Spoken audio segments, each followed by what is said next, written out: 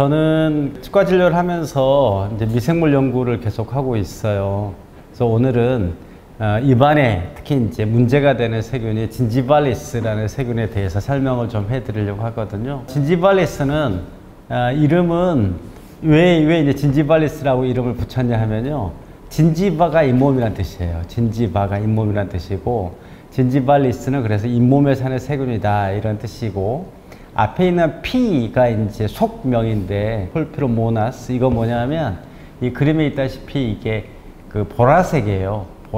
보라색이란 뜻이거든요. 그 폴피로모가. 그래서 이게 이제 세균을 배양기에 키우면 P에다가 이렇게 키우거든요. 그래서 하면 이게 보라색으로 이제 자란다. 그래서 이렇게 이름 붙여진 거고요.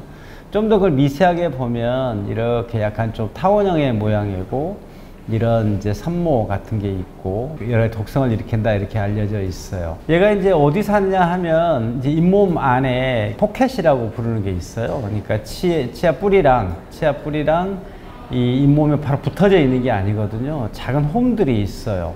근데 홈들에 좀 더 키워보면 이런 홈들이 있는데 거기에 플라그가 조금씩 끼잖아요. 그러면 계속 거기 안 닦이고 이 안이 쌓이면 굉장히 딱딱한 치석이 되고, 더 두면 그게 이제 변색도 되고 거기에 플라그도 끼고, 그러면서 이제 계속 잇몸을 붓게 하고 아프게 하고 이렇게 하는 거죠. 대표적으로 이제 이 진지발리스가 치매에까지 영향을 미친다라는 이제 얘기가 있어요. 요 사진은 이제 호로텍자임이라는 미국 나스닥에 상장되어 있는 회사거든요. 요 회사가 요 논문을 이제 작년 초에 발표했는데, 이 논문의 내용이 이런 거예요. 치매를 일으키는 것이 진지발리스다 라고 선언을 하고, 이 사람들이 이런 선언을 했을 뿐만 아니고 자기들이 개발한 진지발리스 억제 물질을 투여했더니 실제로 치매가 좋아지더라 라는 것을 이제 동물 실험을 통해서 보여준 거예요. 그래서 우리는 이제 인체 실험에 들어간다 라고 하고, 현재 임상 2상에 들어가 있는 상태거든요.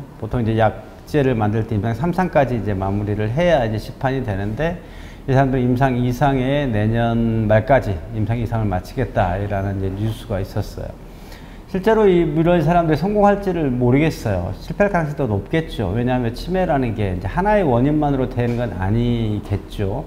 하지만 이제 이 선언과 이 연구 의미가 있는 것은 진지발리스 혹은 진지발리스라는 것을 포함한 세균들이 일으키는 감염 질환으로서 치매를 보는 이제 새로운 인식 방법이거든요. 그런 것을 이제 인식을 좀 바꿔놓는 이제 과정이 있다. 그만 계기가 되었다라는 데서 굉장히 의미가 크다고 이제 뭐 여러 과학자들이 상을 하고 있어요. 어떻게 그러면 이제 진지발리스가 이제 치매에까지 영향을 주느냐 하면, 잇몸에서 이제 그 진지발리스가 있다면 이놈이 염증을 일으키는 이러저런 물질들을 이제 분비를 하는 거예요. 그게 이제 혈류를 타고 뇌까지 간다.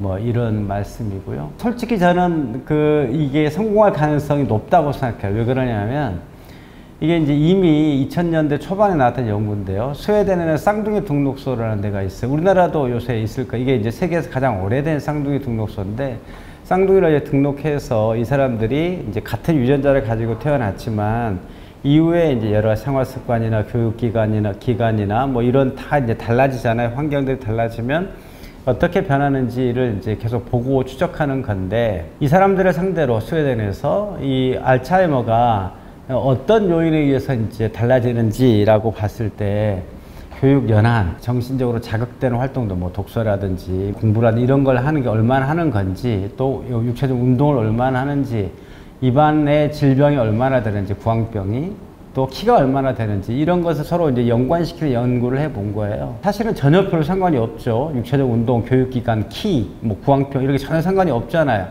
없는데 이 중에서 가장 사실 압도적으로 연관성이 높은 것이 구황병이었어요. 2006년에 발표된 이후 그때만 해도 이게 왜 그런지 사실을 몰랐죠. 근데 이게 이제 요새 연구와 이렇게 맥을 해보면, 아, 이게 입안에 있는 세균들이 이러저런 방식으로 뇌에까지 영향을 미칠 수 있겠구나 라고 생각해 볼 수 있는 거예요. 또 진지발리스가 암에도 연관이 많이 된다고 알려져 있어요. 이런 뭐 구황암은 이제 물론이고요. 이 구황이 많이 사니까 식도암이나 간암이나 뭐 이런 대장암이나 뭐 또 췌장암, 제일 무서운 거죠. 이게 발병하면 이런과 이제 연관이 있다라고 알려져 있는데, 그 중에서 이제 췌장암과 연관들이 사실 이제 많이 요새 나오고 있거든요. 요 논문의 제목은 어떻게 이제 읽어야 되냐 하면, 알고 보니까 미생물이 췌장암에 정말 연관이 많더라. 우리가 생각했던 것보다.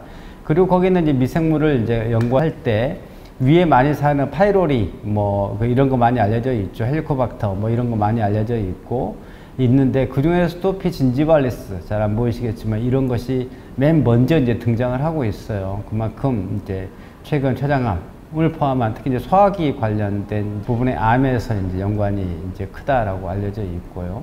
류마티스와 관련해서도 연구가 많아요. 사실 잇몸병과 류마티스는 사실 비슷해요. 뭐냐? 뼈에 영향을 미친다는 거예요. 잇몸병의 가장 큰 특징은 잇몸뼈가 녹아내린다라는 거거든요. 잇몸 포켓 안에 이 정도의 이제 진지발리스가 살다가 그 정도가 넘어가면 뼈가 이제 녹으면서 잇몸뼈가 끝까지 녹으면 이게 이가 발치하는 거거든요. 그러니까 잇몸병 때문에 이를 뺀다라고 할 때는 잇몸병에 걸린 이 뿌리 주위에 뼈가 다 녹았다 이런 말이에요. 뼈가 녹는 거죠. 류마티스도 마찬가지잖아요. 뼈가 이러저런 이제 뭐 면역 작용에 의해서 뼈가 이렇게 녹아내리면서 뒤틀릴 때 염증 반응이 생기고 그게 이제 류마티스인데 이거 되게 이제 이것도 주의 연구예요. 사람 가족은 하기는 어려우니까 이건 일정 조금 류마티스에 걸린 건데 거기다가 피 진지발리스를 이제 먹였더니 훨씬 더 염증 반응이 더 벌겋게 되고 더 붓고 뭐 이렇게 되는 거예요.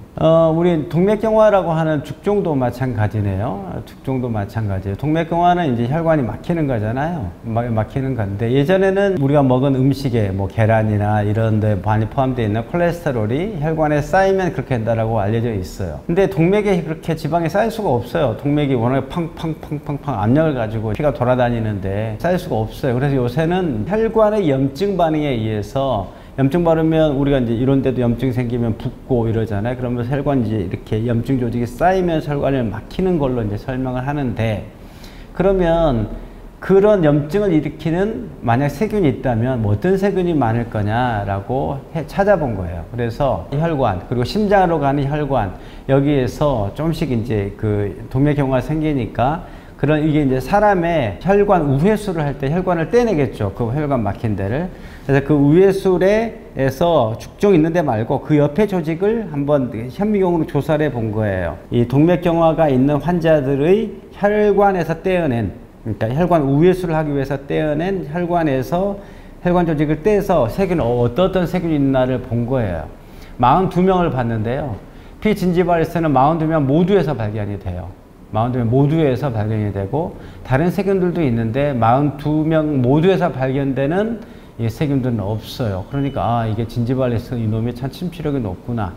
혈관에도 문제를 일으킬 수 있겠다라고 이제 생각을 하는 거고 또 이것도 쥐 실험인데 동맥경화가 일정 있는 쥐에다가 피진지발리스를 접종을 시키잖아요. 그러면 훨씬 더 혈관이 더 많이 막혀요. 혈관 조직인데 그 내부를 쫙 잘라서 본 건데 훨씬 더 혈관이 막혀 있죠. 실제로 이게 이제 혈관이 막힌 면적을 재봐도 이게 훨씬 더 많이 막혀 있거든요. 그만큼 동맥경화도 최소한 더 악화시킬 수 있다라는 얘기고요. 진지발리스가 입안에만 머물지 않고 소화관으로 침을 통해서 들어간다든지 혹은 혈중으로 들어가서 뇌나 혈관이나 또 우리 췌장, 간, 대장 이런 데 물론이고 이런 데까지 다 영향을 미친다 이런 말씀입니다. 그런데 그러면 얘가 왜 그러느냐 대체 왜 이렇게 이상한 역할들을 많이 하느냐 라고 한다면 이 진지발리스라는 이제 세균이 만드는 진지펜이라는 효소가 많이 거론이 돼요. 얘가 효소를 만들어서 진지발리스가 들어가면 우리 몸 안에 있는 면역세포들이 사이토카인이라는 세포간의 신호물질을 이제 만들어서 이제 공격할 준비를 하는 거거든요. 근데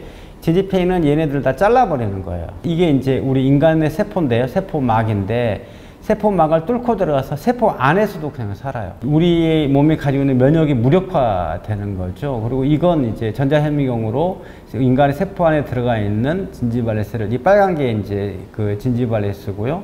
파란 게 인간의 세포예요. 이렇게 된다는 거예요. 그럼 해결책이 뭐냐? 진지발리스가 우리 몸에서 줄여야 될 거 아니에요. 근데 줄는 게 사실 사실은 단순해요. 잇몸을 잘 닦으면 돼요. 입안을 잘 닦는 거고, 그걸 이제 가능하면 이제 위생관리를 잘 내보내야 된다는 거고, 특히나 이제 이와 이 사이가 많이 끼거든요. 이와 이 사이.